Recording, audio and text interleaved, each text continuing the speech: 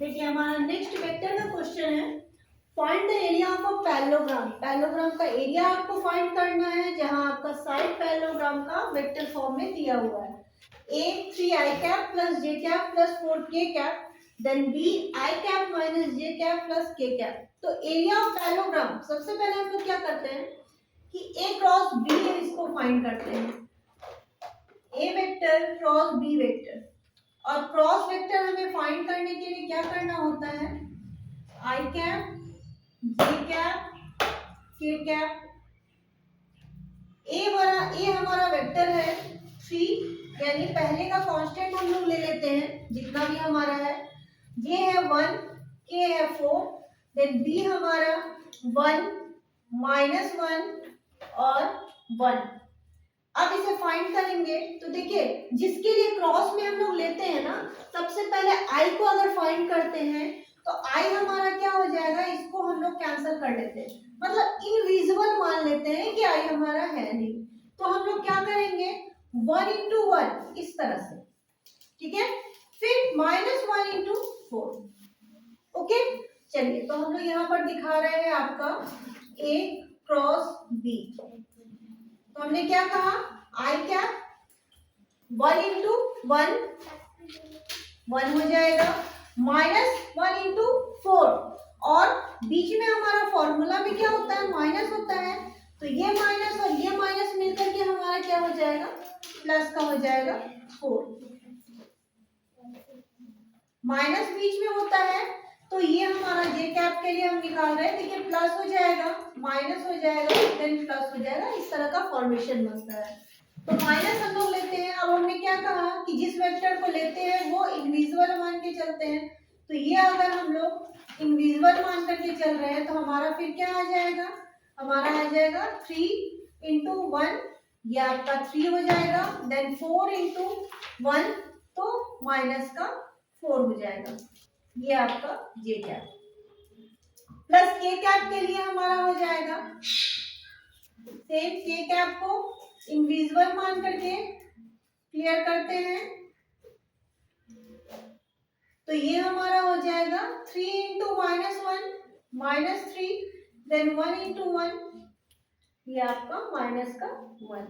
चलिए यहाँ हमारा हो जाएगा 5 आई कैप, माइनस का 3 - 4 -1 हो जाएगा, और उसका माइनस और ये माइनस मिलके प्लस जे कैप, देन -3 -1 -4 हो जाएगा, -4 प्लस माइनस -4 के कैप। तो ये हमारा आ गया आपका ए क्रॉस बी। अब हमें फाइंड क्या करना था, एरिया ऑफ पैरेललोग्राम, जिसके लिए हमें क्या करना होगा, magnitude of A cross B.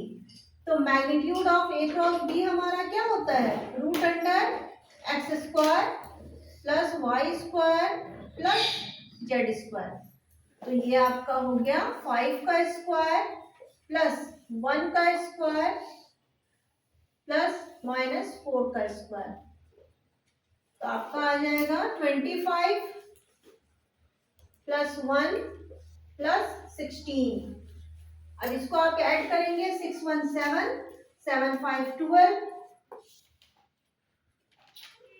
4, यानी 42 √42। The area of parallelogram equal to √42, ये हमारा आंसर हो जाएगा। नेक्स्ट इसी तरह का क्वेश्चन है हमारा, परपेंडिकुलर के लिए फाइंड करना है कि हमारा जो वेक्टर है ए परपेंडिकुलर बी है, तो फाइंड हमें क्या करना है, लैम्डा का वैल्यू फाइंड करना है। तो यहाँ पर हम लोग क्या करते हैं, देखिए जब भी हमें किसी का वैल्यू फाइंड करना हो तो उस कंडीशन में अगर परपेंडिकुलर होता है तो A perpendicular B, A vector perpendicular to B vector, ये आपको बता रहा है। तो हमारा क्या हो जाएगा, A vector dot B vector equal to 0। अब हम लोग डॉट प्रोडक्ट में इसे लेकर के फाइंड कर लेते हैं। ए हमारा क्या है, 3i cap plus j cap -2 के कैप डॉट बी, बी है हमारा आई कैप प्लस लैम्डा जे कैप -3 के कैप। अब इसे आप फाइंड कीजिए, इक्वल्स टू आपका 0 हो जाएगा।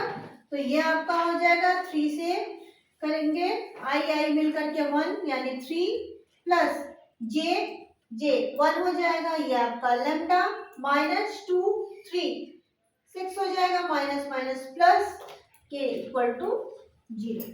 अब देखिए यहाँ से आप फाइंड करेंगे तो plus minus minus minus 3 plus lambda equal to 0 then lambda equal to 3। Okay, ये हमारा आंसर। आप किसी को भी अगर क्रॉस प्रोडक्ट या डॉट प्रोडक्ट में अगर कोई भी डाउट हो तो आप हमें कमेंट बॉक्स में कमेंट करके बोल सकते हैं, एक एक्स्ट्रा वीडियो इसमें डाल दिया जाएगा। Okay, thank you.